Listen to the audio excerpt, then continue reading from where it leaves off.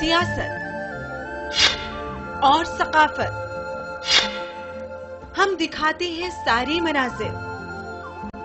हमारी खास पेशकश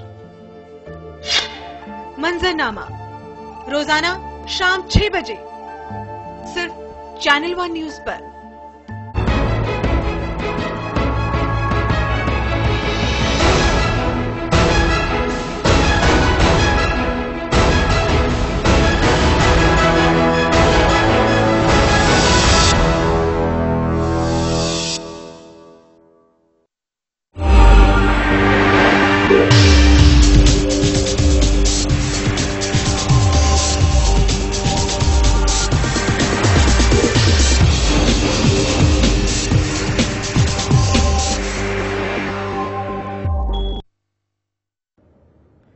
उत्तर प्रदेश की सत्ता से बेदखल हुई बहन जी को 7 महीने हो गए हैं।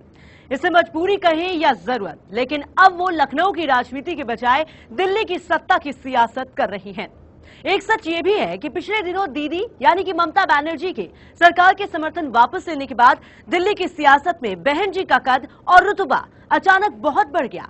कम से कम एफडीआई के मुद्दे पर तो मनमोहन सरकार समर्थन के लिए उनका मुंह ताक ही रही है।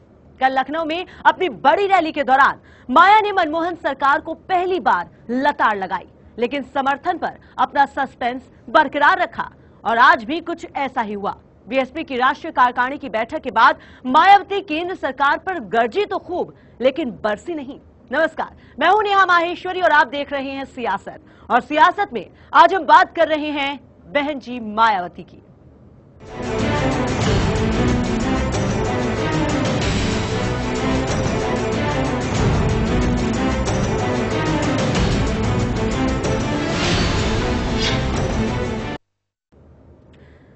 तो आइए सबसे पहले देखते हैं कि मायावती आज फिर सरकार पर किस अंदाज से गरजी, लेकिन समर्थन के मुद्दे पर अभी भी उन्होंने अपना रुख साफ नहीं किया।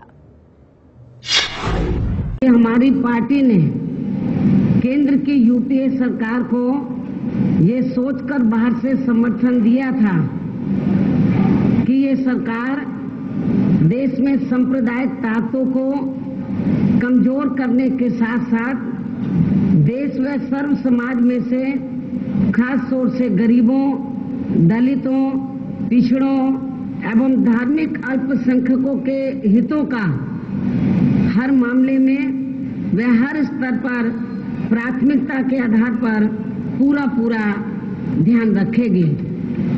लेकिन दुख की बात यह है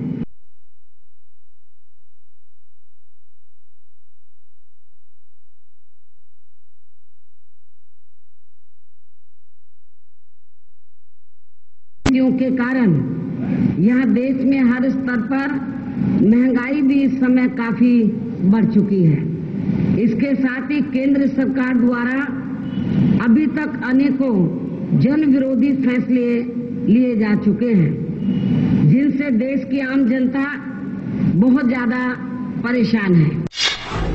भ्रष्टाचार भी इस सरकार में काफी ज्यादा फैला हुआ है और इस पर अंकुश लगाने के लिए अभी तक भी कोई ठोस कदम नहीं उठाए गए हैं तथा इस समय देश की अर्थव्यवस्था भी काफी ज्यादा कमजोर हो चुकी है। इसलिए ऐसी स्थिति में केंद्र की यूपीए सरकार को हमारी पार्टी द्वारा बाहर से दिए जा रहे समर्थन को अब आगे जारी रखना है या नहीं रखना है, इस मामले में कोई भी अंतिम निर्णय लेने की पूरी जिम्मेवारी अब मेरे ऊपर सौंप दी है। अब मेरी भी ये पूरी जिम्मेवारी बनती है कि मैं इस मामले में देश व जनहित तथा अपनी पार्टी की मूवमेंट के हित में सभी जरूरी पहलुओं पर गहन सोच विचार करने के बाद ही फिर कोई अंतिम निर्णय लूं। और जब मैं इस मामले में फाइनली किसी भी नतीजे पर पहुंच जाती हूं तो फिर आप लोगों को भी मेरे इस निर्णय की जल्दी ही जरूर जानकारी दे दी जाएगी। लेकिन ये फैसला अब बहुत जल्दी ही आप लोगों के सामने आ जाएगा। केंद्र में इस समय यूपीए सरकार की अस्थिरता की स्थिति बनी होने की वजह से देश में कभी भी समय से पहले लोकसभा के आम चुनाव हो सकते हैं। इसलिए ऐसी स्थिति में अब हमें अपनी पार्टी के संगठन को हर स्तर पर मजबूत बनाने के साथ साथ देश में लोकसभा आम चुनाव की तैयारी करने में भी युद्ध स्तर पर लगना है। तो गर्जी ज्यादा लेकिन बरसी कम। फिलहाल इस मुद्दे पर चर्चा करने के लिए हमारे साथ स्टूडियो में हैं चैनल वन न्यूज के एग्जीक्यूटिव एडिटर विपिन धूलिया जी। विपिन जी, मायावती की बात हो रही है, फैसलों पर तकरार, लेकिन बावजूद इसके साथ बरकरार, क्या कहेंगे आप और ये कैसी राजनीति है? नहीं, जो सोचा था कि जिस तरह से मायावती फैसला लेंगी उसी लाइन पर उन्होंने काम किया है। और मायावती कल ही साफ लग रहा था कि जो उन्होंने रैली को जिस तरह से संबोधित किया, जिस तरह से उन्होंने जो खुदरा क्षेत्र है, जो किनारा क्षेत्र है, उसमें उन्होंने विदेशी निवेश को लेकर एक अपना जो स्टैंड था उसमें थोड़ा सा उसको डाइल्यूट किया। उन्होंने कहा कि वो दूसरे राज्यों में देखेंगे कि अगर उसका फायदा किसानों को होता है, उसका फायदा छोटे व्यापारियों को होता है, तो वो उस विदेशी निवेश का जो है समर्थन करेंगे। लेकिन ये उन्होंने कहा कि अभी वो जो है इसका समर्थन नहीं करेंगी। उन्होंने ये बिल्कुल नहीं कहा कि वो इसका विरोध कर रही हैं और उसके विरोध में उन्होंने कहा समर्थन नहीं करेंगी वो एफडीआई का, लेकिन वो देखेंगे कि दूसरे यहाँ जो मिसाल किस तरह से कायम करते हैं दूसरे राज्य, क्योंकि ये राज्यों के ऊपर निर्भर है कि वो विदेशी निवेश को खुदरा क्षेत्र में वो इजाजत देते हैं या नहीं। कुल मिलाकर मायावती की जो कल की जो रैली थी, जिस पर उन्होंने पूरा हमला किया था मुलायम सिंह अखिलेश यादव की सरकार पर, राज्य सरकार पर उन्होंने हमला किया था कि वो हर तरफ से विफल रही है, कानून व्यवस्था की स्थिति बिगड़ गई है, सांप्रदायिक सौहार्द नहीं बन पा रहा है और राज्य में जो है अल्पसंख्यक जो है असुरक्षित हो गए हैं। ये सब बातें उन्होंने कही। उन्होंने कांग्रेस को भी जिस तरह से हरियाणा में दलितों के ऊपर, दलित महिलाओं, दलित लड़कियों के साथ जिस तरह बलात्कार की घटनाएं हुई हैं, उसको लेकर उन्होंने कांग्रेस को भी घेरा। लेकिन जिस तरह से जो लग रहा था पहले से कि मायावती समर्थन वापस नहीं लेंगी, वही मायावती ने किया। और उसमें साफ साफ सी बात है कि इसमें एक नया एंगल जरूर जुड़ गया है कि सुप्रीम कोर्ट ने सीबीआई को ये परमिशन दे दी है। पहले उन्होंने मायावती को इसमें एक राहत दी थी सुप्रीम कोर्ट ने, लेकिन इधर सुप्रीम कोर्ट ने साफ साफ किया कि अगर सीबीआई को लगता है कि मायावती के खिलाफ किसी तरह की जांच होनी चाहिए तो उसके रास्ते हमने बंद नहीं किए हैं। ये शायद मायावती के लिए एक बड़ा संकट जरूर है। दूसरी बात कि मायावती ये कतई नहीं चाहती कि तत्काल कोई चुनाव हो। इस साल के शुरुआत में जो चुनाव हुए थे विधानसभा के, उसमें मायावती को हार का मुंह देखना पड़ा था, काफी बुरी हार हुई थी उनकी। और इन 5, 6, 7 महीनों में या 8 महीनों में लगता नहीं कि अखिलेश सरकार के खिलाफ कोई इतनी एंटी इनकम्बेंसी है कि मायावती को कोई फायदा हो जाए। बिल्कुल, लेकिन विपिन जी यहाँ पर मैं आपको रोकना चाहूंगी। जिस तरीके से भले ही मायावती ना चाहती हूँ कि वक्त से पहले चुनाव हो, लेकिन कल भी उन्होंने ये बात दोहराई थी और आज भी जिस तरीके से उन्होंने ये बात कही पत्रकारों के सामने कि अगर वक्त से पहले चुनाव होते हैं तो उसके लिए बसपा तैयार है और उन्हें पूरा विश्वास है कि अगर चुनाव वक्त से पहले होते हैं तो काफी मजबूत बनकर बसपा सामने आएगी और उसको पूरा फायदा मिलेगा। इसके क्या मायने निकाले जाएं? कहीं ना कहीं एक तरफ वो नहीं चाहती और दूसरी तरफ वो इस तरह की बातें कह रही हैं, तो यहाँ पर खुद वो कंफ्यूज यहाँ पर नजर आ रही है। देखिए, इस वक्त आप ये देखेंगे कि जितनी भी पॉलिटिकल पार्टीज हैं, उसमें मैं कांग्रेस को भी शामिल करता हूं, जिनको ये लग सकता है कि वक्त से पहले चुनाव हो सकते हैं। और ये जरूरी नहीं है कि मायावती के समर्थन वापस लेने के बाद ही वक्त से पहले चुनाव होंगे। मायावती अगर समर्थन जारी रखती भी हैं तो भी वक्त से पहले चुनाव होने के संभावनाएं बन सकती हैं, क्योंकि ये सरकार बहुत बुरी तरह से घिर चुकी है घोटालों से। ये अपने अंतर विरोधों से गिर सकती है सरकार। ये अपने अंतर विरोधों के चलते सरकार जो है इसको जनता के सामने जाना पड़ सकता है। कई वजह है, कई समीकरण हैं जिनके चलते सरकार बची रह सकती है और ये सरकार गिर भी सकती है। अब सवाल ये है कि जो संसद का अगला सत्र आएगा उसमें क्या एफडीआई पर अगर कोई प्रस्ताव आता है तो सरकार क्या उसमें वो जो कसौटी होगी, जो उनकी उस समय जो उनको बहुमत साबित करना पड़ेगा, क्या बहुमत साबित कर पाएगी? एक बहुत बड़ा मुद्दा ये होगा, क्या बीएसपी के रास्ते पर डीएमके और मुलायम सिंह यादव भी चलेंगे? तो ये कई बातें होती है। सरकार जो है, पता चला कि अचानक एक बहुत बड़ा कोई घोटाला फिर सामने आ जाए, तो जिस तरह से सरकार चल रही है तो बहुत मुश्किल लगता है सरकार कि 2-2.5 साल सरकार और चल पाएगी। इसलिए जो है कोई भी राजनीतिक दल अपने अपने कार्यकर्ताओं को लगातार कह रहा है कि चुनाव कभी भी हो सकते हैं, आप चुनाव के लिए तैयार रहिए। मुलायम सिंह यादव ये कह चुके हैं, करुणानिधि ये कह चुके हैं, भारतीय जनता पार्टी कह चुकी है अपने कार्यकर्ताओं से, और कांग्रेस के भी अंदर खाने ये बातें लगातार हो रही हैं कि चुनाव कभी भी हो सकते हैं, हमें तैयार रहना चाहिए। तो चुनाव किस तरह से होंगे, किस पार्टी के समर्थन वापस लेने से होंगे, सरकार अपने अंतर विरोधों से गिरेगी, सरकार समर्थन वापस लेने से गिरेगी, ये थोड़ा सा कहना अभी मुश्किल है। लेकिन सरकार गहरे संकट में है, ये मानना पड़ेगा। लेकिन बहुमत इस वक्त उनके साथ है। आज की डेट में हम कहेंगे कि सरकार के लिए संकट नहीं है, लेकिन ये सरकार क्या इसी तरह चलती रहेगी? क्या इन्हीं आरोपों के बीच, इन्हीं घोटालों के बीच क्या सरकार 1.5 साल 2 साल काट सकती है? ये भी एक बड़ा सवाल है। तो ये जरूर है कि सरकार चलेगी, लेकिन सरकार कब तक चलेगी, ये एक बड़ा यक्ष प्रश्न है। बिल्कुल विपिन जी, जिस तरीके से सरकार संकट में तो है, ये बात तो साफ है, लेकिन जिस तरीके से वो अपने आप को खींच रही है, यहाँ पर अगर हम देखें, अभी तक यूपीए सरकार को जो पार्टियां बाहर से समर्थन दे रही है, जिसमें अगर समाजवादी पार्टी की हम बात करें, बसपा की बात करें या फिर हम आरजेडी की बात करें, खास तौर पर देखने को मिला है कि इन तमाम पार्टियों पर कोई ना कोई केस चल रहा है। और ये बात किसी छिपी नहीं है, उस तरह के आरोप भी सरकार के ऊपर खुद ये पार्टियां, खुद जो विपक्षी पार्टियां हैं वो भी लगाती रही हैं कि सीबीआई का गलत तरीके से उपयोग, जो दुरुपयोग है वो होता रहा है और सरकार अपने हिसाब से उसका इस्तेमाल करती रही है।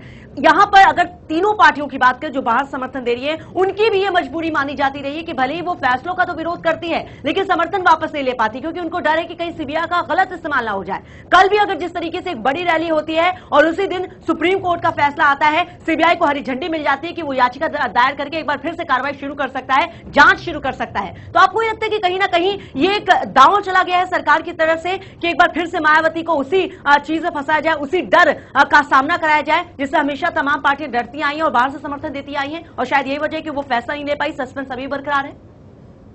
देखिए, इसमें एक बहुत साफ सी बात है कि सीबीआई का खाली डर नहीं है कि सीबीआई के डर की वजह से ये पार्टियां समर्थन दे रही हों, इनकी अपनी राजनीतिक मजबूरियां भी है।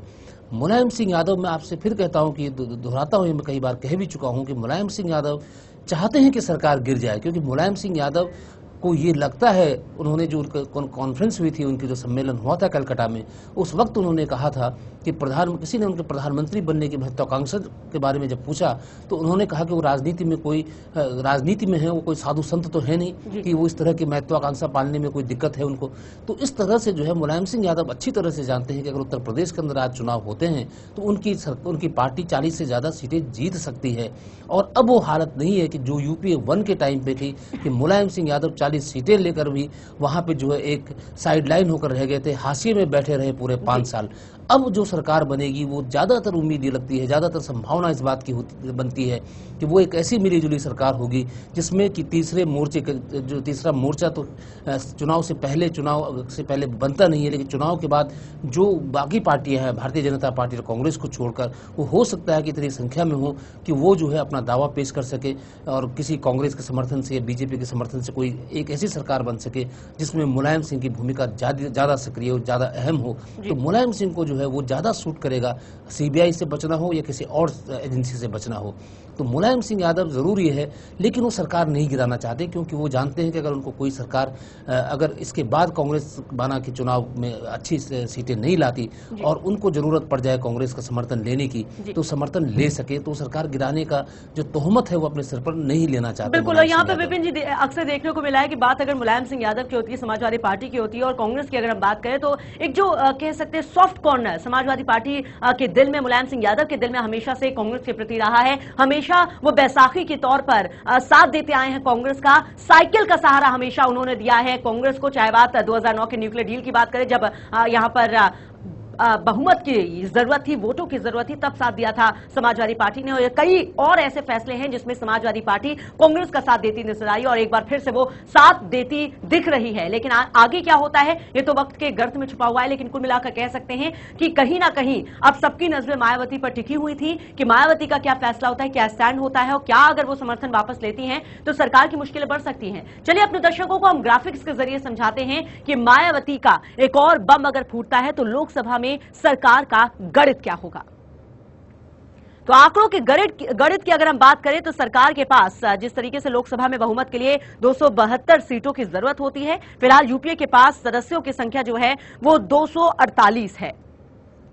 वहीं बाहर से समर्थन करने वाली जो तमाम पार्टियां हैं उनकी संख्या बल्कि अगर हम बात करें तो 56 सांसद हैं वो, यानी कि आंकड़ों के जरिए हम आपको समझा रहे हैं कि आंकड़ों के फेर में कहीं ये सरकार फंस के ना रह जाए। समाजवादी पार्टी के पास 22 सांसद हैं, बीएसपी के पास 21 सांसद हैं, जबकि लालू यादव की पार्टी आरजेडी के पास 4 सांसद हैं। तो कुल मिलाकर 56 सांसदों का बाहर से समर्थन मिला हुआ है इस सरकार को। उधर दूसरे छोटे दलों की बात करें तो उनके 9 सदस्य शामिल हैं जो सरकार को समर्थन दे रहे हैं।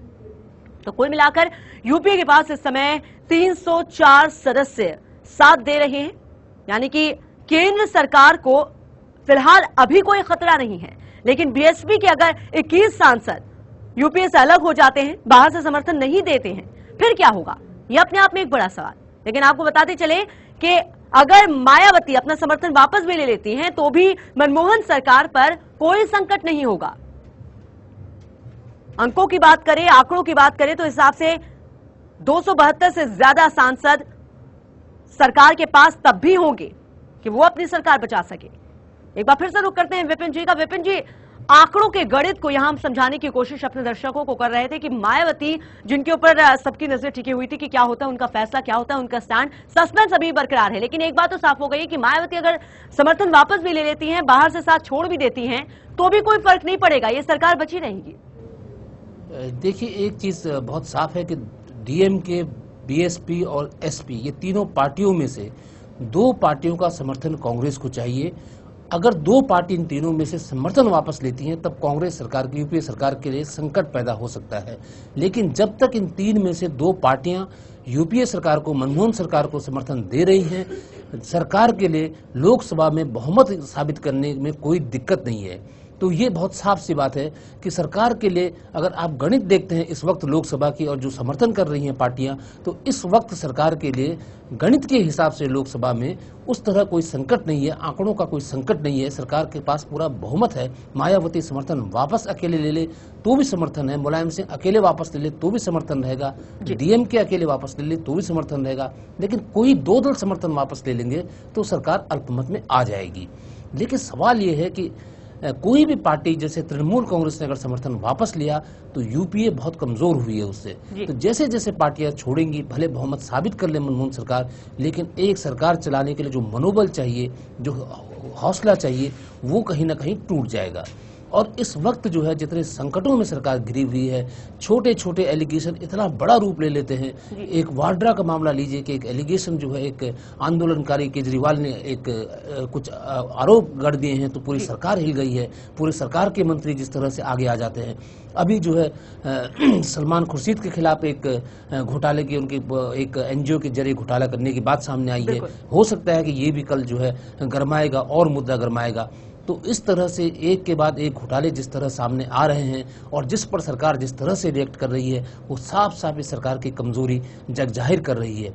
लेकिन ये फिर वही बात है कि मायावती और मुलायम सिंह यादव, ये दोनों जो है, जो मायावती की प्रेस कॉन्फ्रेंस है और उनका कहना है कि फैसला मैं लूंगी, इसमें मुझे बिल्कुल नहीं लगता कि मायावती समर्थन वापस लेंगी, क्योंकि मायावती नहीं चाहती कि समर्थन वापस लें और वो उत्तर प्रदेश की जमीन पर उन्हें एक जंग लड़नी पड़े चुनाव के मैदान में, और जिसमें उनको लगता है कि उनकी शिकस्त जो है तय है और वो और कमजोर हो जाएंगी। केंद्र में जितनी सीटें आज हैं उतनी भी नहीं रहेंगी, तो स्टेट में तो सरकार उनकी नहीं है, केंद्र में उनकी भूमिका और कम हो जाएगी। इसका शायद विपिन जी, मायावती ये भी नहीं चाहती कि जो उनकी मुख्य विपक्षी यानी कि जो प्रतिद्वंदी पार्टी है समाजवादी पार्टी, वो कांग्रेस के साथ मिल जाए, क्योंकि जाहिर सी बात है अगर मायावती हटती हैं तो पूरी तरीके से जो समाजवादी पार्टी है वो कांग्रेस के करीब आ जाएगी। कांग्रेस की डिपेंडेंसी नहीं चाहेंगे कि समाजवादी पार्टी पर और ज्यादा बढ़े। जी जी, तो बिल्कुल, तो शायद यही वजह है कि मायावती बिल्कुल नक्शे कदम पर चल रही हैं इस समय मुलायम सिंह यादव की। मुलायम सिंह यादव भी विरोध करते हैं लेकिन साथ नहीं छोड़ते, और मायावती भी कुछ ऐसा ही कर रही है। जी, मायावती वही कि मायावती का सबसे बड़ी दिक्कत यह है कि मायावती का जो कॉन्स्टिट्यूंसी है वो उत्तर प्रदेश है, वही समाजवादी पार्टी की है, और ये जो भी राष्ट्रीय स्तर पर जो भी फैसला लेंगे, जो भी ये नीति बनाएंगे, इनकी जो है ये देखेंगे कि जो उनके उत्तर प्रदेश है, जो उनका बिल्कुल जो उनका गढ़ है, जहाँ से उनकी राजनीतिक जो पूरी राजनीति उनकी पनपती है, तो वहाँ उस जमीन को देखेंगे कि वो जो है उनके लिए कितनी सूट करती है, क्या उनके लिए केंद्र को सपोर्ट करना उनके लिए ठीक रहेगा उत्तर प्रदेश के अंदर या नहीं रहेगा। ये वो उत्तर प्रदेश की जनता की नब्ज को ही भापेंगे, क्योंकि दोनों पार्टियों को अगर कोई हैसियत, कोई ताकत अगर लोकसभा में अगर बननी है तो उनको इन्हीं उत्तर प्रदेश के ही बूते वो बन सकते हैं। ये दोनों पार्टियां बखूबी जानती हैं और उनकी सारी राजनीति, सारी गणित उत्तर प्रदेश को ध्यान में रखकर ही होंगी। जी बिल्कुल। लेकिन विपिन जी, जिस तरीके से आज मायावती ने जो बयान दिया, उसके बाद उस बयान को अगर गौर से सुना जाए तो वो ये भी जिक्र करती हुई नजर आ रही है कि भले अभी उन्होंने अपने पत्ते नहीं खोले हैं, क्लियर नहीं किया है, लेकिन जो सरकार यानी कि यूपीए सरकार की नीतियों के खिलाफ, उनके फैसलों के खिलाफ वो जनता के बीच जाएंगी, रैलियां करेंगी, विरोध करेंगी, विरोध जताएंगी। इसके फिर क्या मायने निकाले जाए? क्योंकि अगर भले ही उनको अपना स्टैंड क्लियर नहीं है, उनके दिमाग में क्या चल रहा है वो ही जानती है, लेकिन फिर ये पैतरा आजमाने की क्या जरूरत है, फिर ये कदम उठाने की क्या जरूरत है?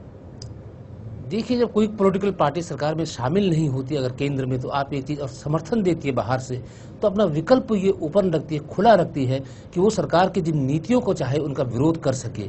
मसलन अगर आप यूपीए सरकार में शामिल हो जाती मायावती, तो वहां पे एक जो कलेक्टिव जो एक उत्तरदायित्व होता है मंत्रिमंडल का, उसको आपको फॉलो करना पड़ता है। सरकार के तमाम अलोकप्रिय फैसलों को भी आपको जो है डिफेंड करना पड़ेगा, उनका बचाव करना पड़ेगा।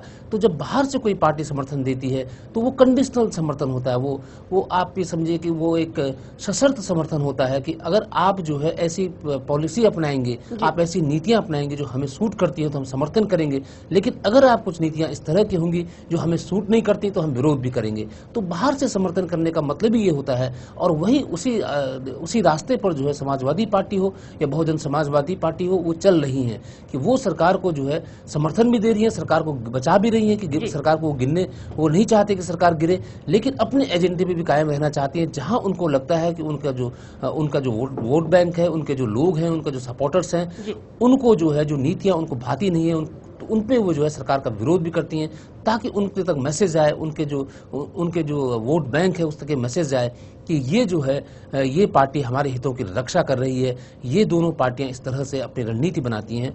और कोई भी पार्टी जिसका एक किसी खास राज्य में जनाधार होता है, तो बाहर से समर्थन देने वाली पार्टियां इस बात पर जो है वो चलती है कि वो समर्थन दे कुछ मुद्दों पर, सरकार को गिरने से बचाए, लेकिन अपने एजेंडे पर भी अमल करती रहे। जी बिल्कुल। जिस तरीके से विपिन जी, अब यहाँ पर यह भी माना जा रहा है कि अब मायावती ने अभी तक स्थिति साफ नहीं की है, यानी कि कुल मिलाकर उनका झुकाव सरकार की तरफ है। वहीं दूसरी तरफ खबरें इस तरह की भी आ रही है कि एक बार फिर से समाजवादी पार्टी मंथन कर सकती है अपने फैसले पर कि क्या उसे समर्थन जारी रखना है या फिर नहीं। यानी कि कुल मिलाकर कह सकते हैं कि ये जो लड़ाई है अब मायावती और समाजवादी पार्टी के बीच में उभर कर सामने आ रही है। देखिए, दोनों पार्टियों का तो लड़ाई है ही, उसमें तो कोई बहुत ही स्वाभाविक बात है कि उत्तर प्रदेश की दोनों बड़ी पार्टियां हैं। दोनों पार्टियां जो है वो सबसे बड़ा उनका सरोकार है कि उत्तर प्रदेश में जो है उनकी सरकार बने, उनकी ताकत बढ़े।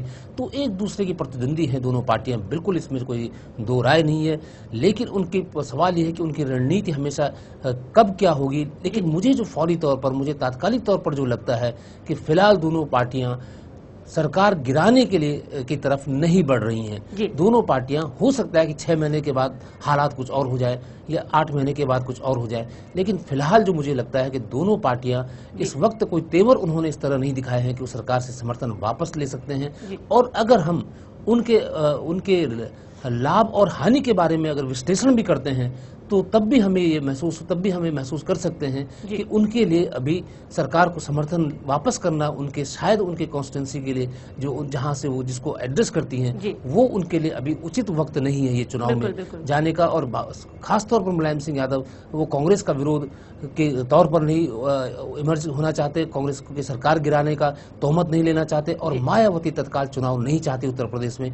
ये दोनों की मजबूरी है। बिल्कुल, शायद यही वजह है जो दोनों ही पार्टियों को कह सकते हैं बांधे हुए हैं इस तरह का फैसला लेने के लिए, सरकार से साथ वापस, यानी कि जो ये साथ है उसे तोड़ने के लिए। और कुल मिलाकर देखते हैं आने वाले वक्त में क्या होता है और कैसे सरकार की जो मुश्किलें हैं, मुसीबतें हैं जो लगातार बढ़ती जा रही है बजाय कम होने के, उन मुसीबतों से सरकार कैसे निपटती है। लेकिन ये तो कहा जा सकता है कि आज की इस बैठक जिस पर सबकी नजरें टिकी हुई थी, मायावती का साथ बरकरार रखना सरकार के लिए जरूर राहत की बात है। फिलहाल विपिन जी, बहुत बहुत शुक्रिया इस चर्चा में शामिल होने के लिए। तो इसी के साथ सियासत में बस इतना ही। मुझे दीजिए इजाजत। नमस्कार।